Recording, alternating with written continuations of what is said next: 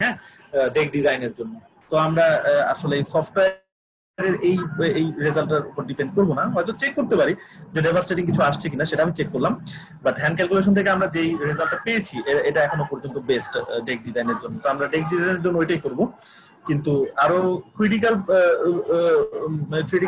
জিনিস যখন আমরা ডিজাইন করবো, লাইক আপনার অ্যাপার্টমেন্টের ওয়াল গুলা, পাইলের ক্যাপ গুলা, তখন আমরা হয়তো কিছুটা ডিপেন্ডেন্ট হব এইটার উপর, ঠিক আছে, এই এই অ্যানালাইসিসের উপরে, but not for deck design. Deck ডিজাইনের জন্য আমরা এটি ইউজ করবো না, বাট আমরা চেক করতে পারি যে কতটুকু আসছে, আমাদের কিন্তু কাছাকাছি আসছে। এটা ছাড়াও এখানে আসলে প্লেট ডিজাইনের জন্য বাকি যেগুলো আছে মোমেন্ট ছাড়া ফোর্স টোর্স, এগুলা খুব একটা উপকারী কিছু না। এগুলো আমরা বিমের জন্য দেখবো যে বিমে কি হয় বা কি ধরনের। একটা জিনিস কাটিং ডায়াগ্রাম আপনারা দেখতে পারেন, লাইক কোন একটা পয়েন্টে যদি, এখানে তো প্লেট, তাই না, প্লেটে আমি এই জিনিসটা যেটা দেখছি এটা কালার বেন্ডের মাধ্যমে দেখা ট্রাই করতেছি। আপনারা কালার বেন্ডে না দেখে ডায়াগ্রামেও দেখতে পারেন। ডায়াগ্রামে দেখার জন্য যেটা করতে হবে, আমি এখানে ক্লিক করলাম, ক্লিক করার সাথে সাথে এখানে ডায়াগ্রামটা চলে আসলো।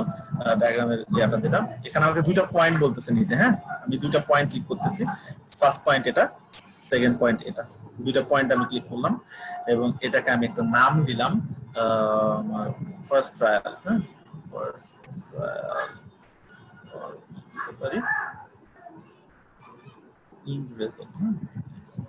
ইন রেজাল্ট আমি দেখতে যাচ্ছি, আমি এটা অ্যাড করলাম।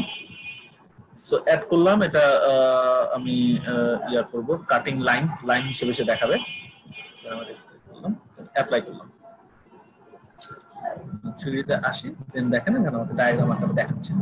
ওকে, সো যে জিনিসটা আমি এখানে কালার ব্যান্ডের মাধ্যমে দেখছিলাম, সেটা এখন আমি ডায়াগ্রামের মাধ্যমে দেখতে পাবো যে আমার কোন পয়েন্টে কোন রেজাল্ট, আমি এটা কোন জায়গার রেজাল্ট দেখছি, এটা অবভিয়াসলি যেখানে আমি লাইনটা টেনেছি, হ্যাঁ, সেখানকারটা আমি দেখছি।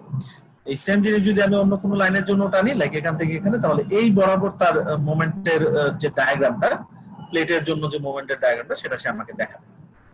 যদিও আমার কাছে সবসময় মনে হয় যে কালার ব্যান্ডটা বেশি হেল্পফুল আর কি। হ্যাঁ, আমি কালার ব্যান্ডের থেকে সবসময় রেজাল্ট দেখা ট্রাই করি, যে দেখেন আমি বুঝতে পারতেছি ম্যাক্সিমাম কতটুকু ইকোনমিক্যাল হবে নিলে আমার রেজাল্টটা আমি এখান থেকে বুঝতে পারতেছি। তো আমি কালার ব্যান্ডটা ইউজ করি।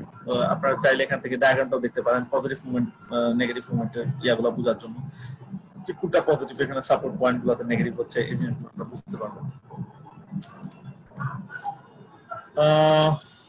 তো এই গেল আমরা কিভাবে প্লেটের রেজাল্টটা দেখতে পারি।